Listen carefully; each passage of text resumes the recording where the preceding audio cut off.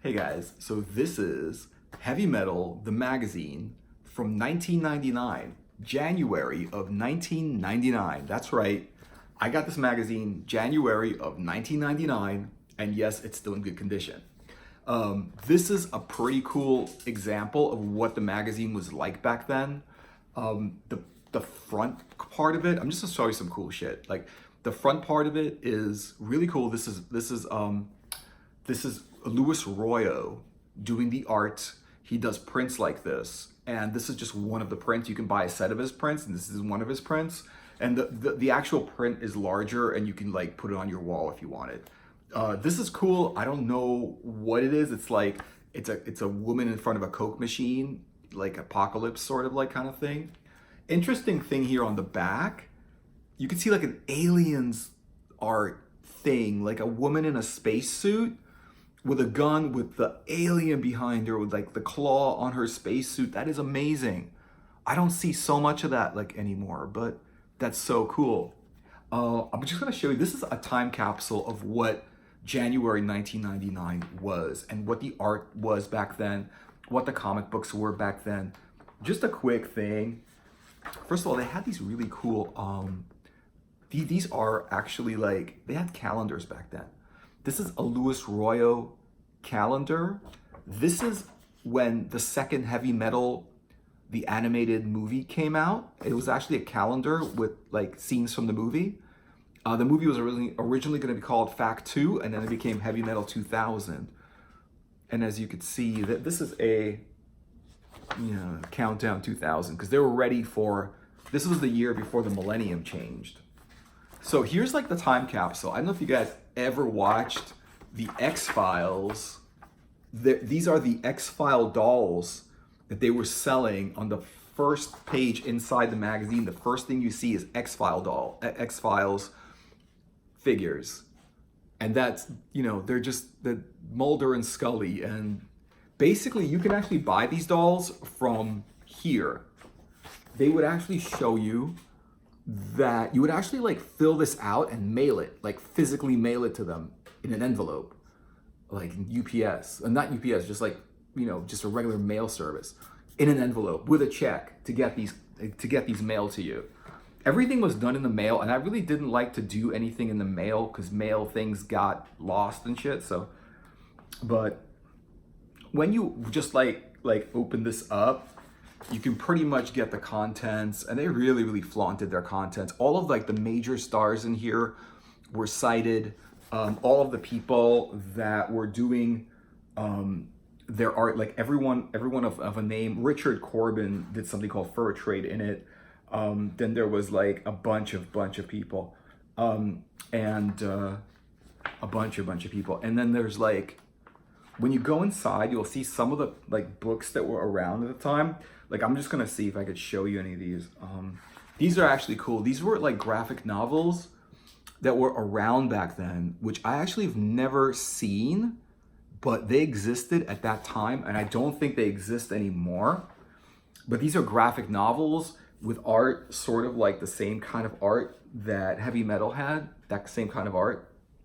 And now, like, what's cool about this is, like, back then they had a gallery, like an art gallery, and the gallery just had art. And this is just had a bunch of art. And this is actually really cool. Like, I don't think any of this was digital. Any digital art in 1999 was really not that high quality. The graphics weren't that like high quality. Like, nothing digital was that great back then. But as you can see, like, these were like physical paintings probably. And they just had these like on the inside of the magazine. And I think they're really good. Like, you really, like, I always felt like you really made it when your art was being shown in Heavy Metal magazine. These are just fantastic. I'll just show you some of more of the art in this. Geez, that's so cool. Dragons and like space suits and like guy with a sword and some lightning. And then there was like that, whatever that was. And then more art, like there's that woman dancing. So they really took a few pages to put art, because I really think out of all the things that like Heavy Metal Magazine did right, art was the number one thing. Like art was 80% of the reason why I bought the magazine, and 20% of the reason was like the stories, because like the art was just so good that you can actually just enjoy the art whether the story was good or not. Like the story, it was good when the story was good, but the art was so good that sometimes it just really wouldn't matter. Like it was a plus when the story was good, because if the art was so good that it really, like, if the story wasn't good, you wouldn't care because you were just so like impressed by the art. And they have some interesting stuff here. This is a bunch of stuff that came out at the time by H.R. Geiger, the Necronomicon, and H.R. Geiger is the one that designed the aliens, kind of like the aliens monsters, you know, the aliens. So he did a bunch of stuff.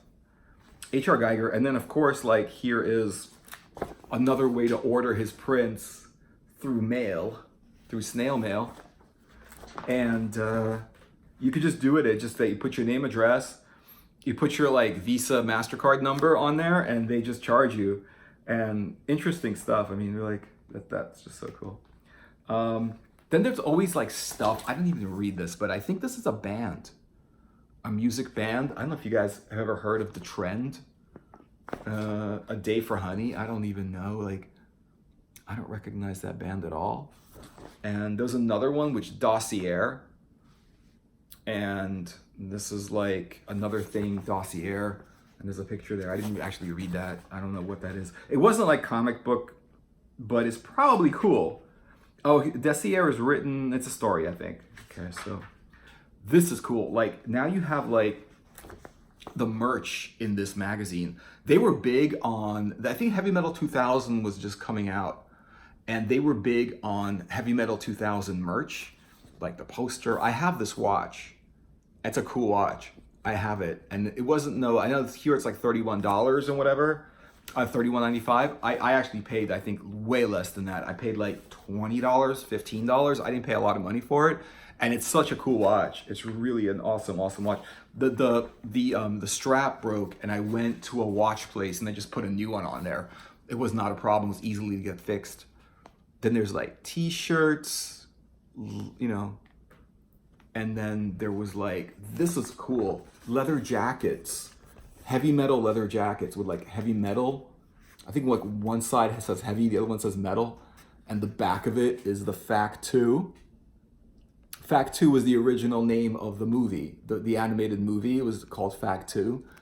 And then you have like it's an actual leather jacket. This went for, and it's done by Simon Beasley, who did the art for it, and it went for $350. Back then, that's a huge amount of money, because like really, the jackets that were $350 back then, right now are like $850. So this was a lot of money for this jacket. You had to be a super fan. But then again, it says heavy on one sleeve and it says like metal on the other sleeve. But they really just wanted a lot of money for that. I just thought that was real expensive. I've never actually seen anyone actually buy one of these jackets or wear the jackets, but you can always get other stuff like the mug, the hat, the picture, the poster, the prints. You can put that on your wall and stuff like that. Again, you just kind of like, it tells you, you kind of click off what you like, you know, what you want, put your credit card number in there, or give them a check, mail it, and then they get it back to you. Isn't that crazy? This is actually cool. That watch is amazing. It's such a cool thing to have. Like, I don't even wear it, but it's just reminds me of this whole heavy metal thing. It's just so cool. This is more stuff like this, Meeting of Civilization. What's interesting about these is like they had these like little stories in here, which was like, they're not even comic books. They're just little stories. But then they come in with a bang and a boom, because like, check that out. I mean, that's Simon Beasley's art. So Simon Beasley draws and writes his own comics, and his art is always like this. Just crazy, over the top, amazing art that you would never like even see from anyone else. Like, I just love his art. I think he should make more comics than this. You know, like just the nut, like the chaos that this guy draws. Amazing, amazing stuff. And I really think that this comic book is worth it just for the Simon Beasley. I think it's worth it just for the art, just to flip through it and look at the art. But it's definitely just because if you're just gonna like read like one comic strip in this, it's got to be the Simon Beasley one. Just look at this over the top, the muscular guys and the over the top women and the whole story. Like everything is like so freaking amazing. Let me show you that. Look at these pictures. I mean, my God. Wow. Isn't that amazing? Amazing, amazing stuff. So there's that, and it kind of comes and goes. Of course, they have like fantasy masterworks and stuff like that. I don't think I can show that. There's a lot of like, you know, stuff I don't know if I could show. But they always like sold fantasy art in this. Let me flip through the stuff that I can show. They have this kind of like black and white one thing, which I'm not too into the whole ink thing. I mean, I really think they should color it. I'll flip through that. Then there's another one interesting. This is like black and purple. It's a comic that's just black and purple. Unheard of. I've never seen a black and purple comic anywhere else. So this is a completely original thing that you get, you know, when you get this magazine. It's just like black and purple. And this is like not just that, just like this, just the art, the style. Look at the drama in this. Amazing, amazing stuff. And I'm just gonna show you something else. Like here, this is a page. And as you could see, like it's like just blue and black, and then like here is what's written on the page, and you could hardly even see that that exists. It's black on black. I mean, how are you supposed to read that? But that's something they did, and that's something that you see that, and then that kind of like another page of the same thing. I can see that, but then I'm not even sure there's anything else written on here. You know, it's just that. And then, oh, okay, but it goes into this. Like a black and blue kind of world, and it's so cyberpunk. If you guys are into cyberpunk, this is so cyberpunk. Look at the cyberpunk in this. Cyberpunk is like a future dystopian, technologically like ruined world where technology like becomes so good and so efficient that it just ruins everything and makes the world a dystopia. So it's basically cyberpunk is like stories in a technologically ruined world where like there's just too much technology and the world is destroyed because of it. Like robots that think for themselves, that look like people. You don't even know they're robots. You know, God, it's just nuts. Like corporations that rule the planet. You know, like people with like machine, like people like that are like half computer, half person. Look at that picture! My God, that's so cool. Jeez, look at some of that stuff. Just the art was good. Like I haven't even read this. I'm gonna go back and read this again because I do not remember what happened. And then it goes into like this, which is like really cool. Look at the way they arranged the comic book. They put it like blue and like brown, and then they really like arranged it a certain way, and they like made it like a certain way. You know, I don't know. So then there's like all kinds of stuff. There's Malo Manara in this, which I can't really show. Malo Manara, a bunch of stuff. Then of course they have like, they always have these weird like kind of like funny things. Like this is kind of like a humorous comic. I'm not gonna really dwell on this one because I don't think this is that cool. But it's funny and it's whatever. It's a break from like all of the super serious science fiction and whatever that's going on, and the crazy chaos and stuff like that. Here's an interesting one. Look at the art on this one. This is a lesson of ethics, but look at the drawings is really cool. I mean, the people, the way they're drawn and everything, like monsters with guns, basically. The way they're drawn, you just don't see this in modern comic books. Like more like cool, over the top, weird drawings. And this is not Simon Beasley, it's somebody else doing it, but it's kind of like the same kind of thing, where you just like draw everything over the top, like everything just goes nuts and over the top. And then there's like crazy stuff, like This is more like weird regular comic look. And the thing is like when you flip into a regular comic, it doesn't look like anything. And then of course they always have like a bunch of interesting comics and stuff like that. They have like a bunch of interesting other comics that you might want to look at. Here's one called Fur Trade, which is not that interesting. Because I mean they always have like something that you might not be into that much. Here's more of like a science fiction, crazy science fiction story with like over the top art and whatever. And yeah, it's more of that. More of that. It's pretty cool. And let's see what else is going on. Yeah, pretty much that. More of this one. Yeah. So cool. So yeah. So let me know more monsters. So let me know what you guys thought about this one. Have you ever seen like the old heavy metals? Have you read some of the old heavy metals? What did you think of? Do you have January 1999's heavy metal?